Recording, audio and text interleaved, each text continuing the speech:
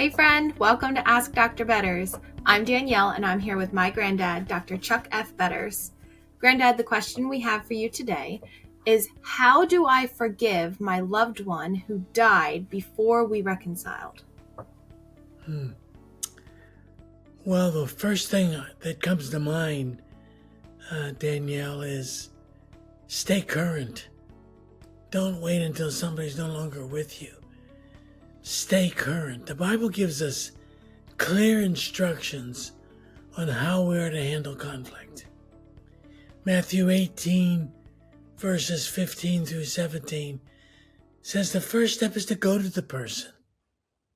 Seek forgiveness. Seek resolution. Seek to resolve the conflict. If nothing is accomplished, then take one or two others with you who are neutral, people who don't have an idea about the conflict so that they can hear every word, and as the Bible says, establish every word. And if that doesn't work, take it to the church, seek outside help. But if that person's no longer with you and you haven't stayed current, then that presents a new problem.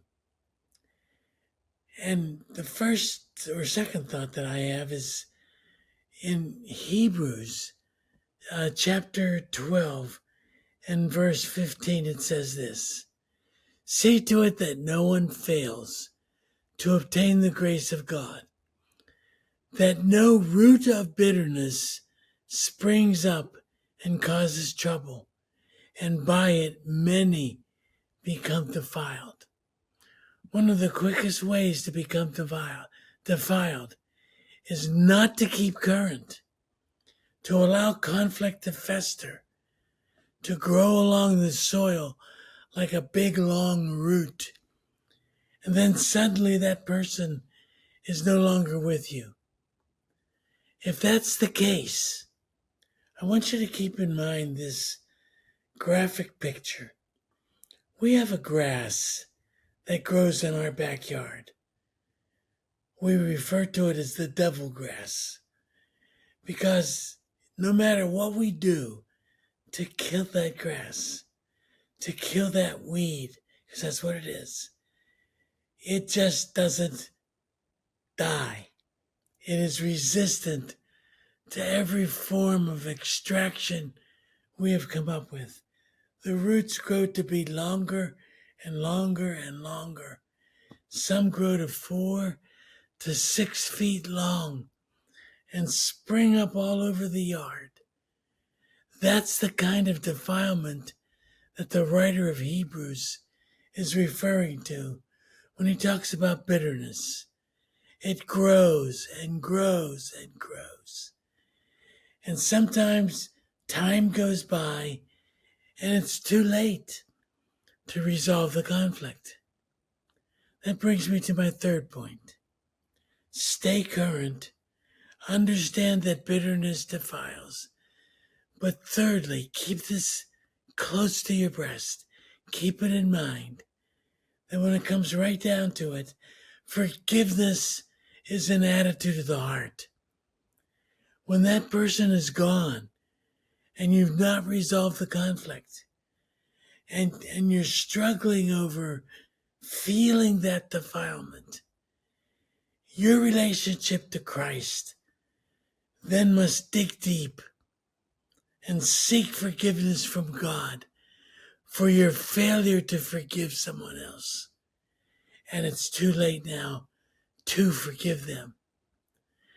My heart tells me I need to forgive people that I can no longer talk to, people I can no longer seek forgiveness from or forgive them because they're dead.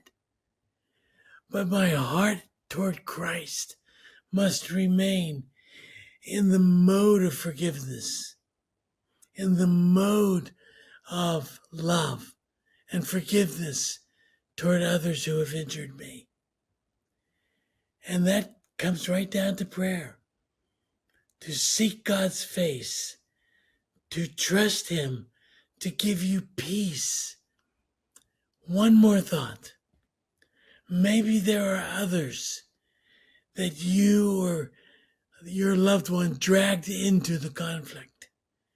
Maybe they need to hear a word of encouragement about how you have forgiven the deceased. Maybe you need to reconcile for biasing them, for talking evil about the dead one to them. Maybe reconciling with them and broadening the base of forgiveness. I know this is hard. This is hard and difficult to think about. But so is the Sermon on the Mount. When Jesus talked about forgiveness, how often should you forgive someone? 7 times. That was the law. No, he said 70 times 7. Endlessly. So live out, even in that person's absence, an attitude or a heart of forgiveness and love. We take our questions right from the comments section.